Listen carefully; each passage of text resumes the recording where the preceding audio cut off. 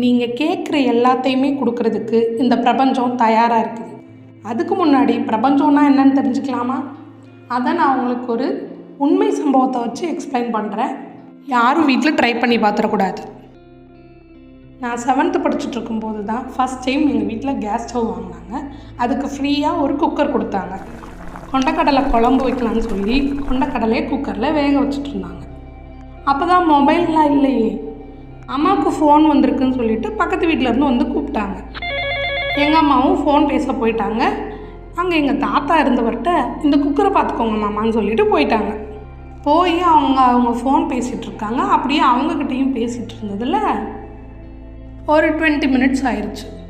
திடீர்னு பார்த்தா எங்கள் வீட்டிலேருந்து டமார்னு ஒரு சத்தம். என்னடான்னு எல்லாம் ஓடி போய் பார்த்தா எங்கள் தாத்தா ஒரு பக்கம் நிற்கிறாரு, குக்கர் மூடி ஒரு பக்கம் கிடக்கு, கிச்சன் ஃபுல்லாக சுண்டலாக கிடக்கு. என்னன்னு பார்த்தா எங்கள் அம்மா குக்கரை பார்த்துக்கோங்கன்னு சொன்னாங்கல்ல.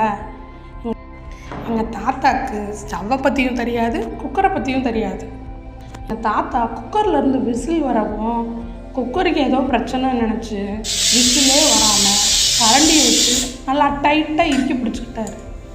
இப்போ நீங்களே கெஸ் பண்ணியிருப்பீங்க அந்த குக்கர் எப்படி வெடிச்சதுன்னு. இப்போது குக்கர் வெடிச்சதுக்கு காரணம் என்ன? அதை ப்ரெஷரையும் வெளியில் போக விடலை, ஃப்ளேமையும் குறைக்கலை.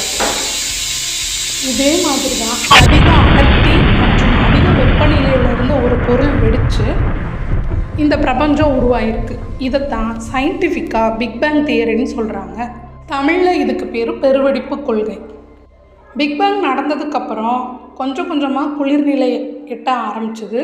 அதிலிருந்து அணுக்கள், கோள்கள், நட்சத்திரங்கள் எல்லாமே உருவாக ஆரம்பிச்சிச்சு. அதே மாதிரி பரிணாம வளர்ச்சியில் அமீபாலேருந்து மனுஷன் வரைக்கும் எல்லாம் உருவாகியிருக்கு. இதையே நீங்கள் ஆன்மீக ரீதியாக பார்த்தீங்கன்னா இந்து மதத்தில் பிரம்மா தான் எல்லாத்தையும் உருவாக்குனார், அவர் தான் படைக்கும் கடவுள் அப்படின்னு சொல்லுவாங்க. இதுவே இஸ்லாம், கிறிஸ்டியானிட்டி இது ரெண்டுத்துலேயும் பார்த்தீங்கன்னா கடவுள் ஒவ்வொரு நாளும் ஒவ்வொரு விஷயங்களை உருவாக்குனார். ஸோ நீங்கள் ஆன்மீக ரீதியாக பார்த்தாலும் சரி, அறிவியல் ரீதியாக பார்த்தாலும் சரி, பிரபஞ்சம்னு ஒன்று இருக்குது. பிரபஞ்சத்தை சோர்ஸ்ன்னு சொல்லலாம், எக்ஸிஸ்டன்ஸ்ன்னு சொல்லலாம். ஏன்னா அது இருக்குது. தமிழில் மூலம் அப்படின்னு சொல்லுவாங்க. கருவறையில் இருக்கிற சாமியை கூட மூலவர் அப்படின்னு சொல்லுவாங்க. நீங்கள் இதை வச்சு ரிலேட் பண்ணிக்கலாம். இந்த உலகத்தோட தொடக்கமே பிரபஞ்சத்திலேருந்து தான் ஆரம்பிச்சிருக்கு. அதுதான் நம்ம எல்லாருக்குமான சோர்ஸ்.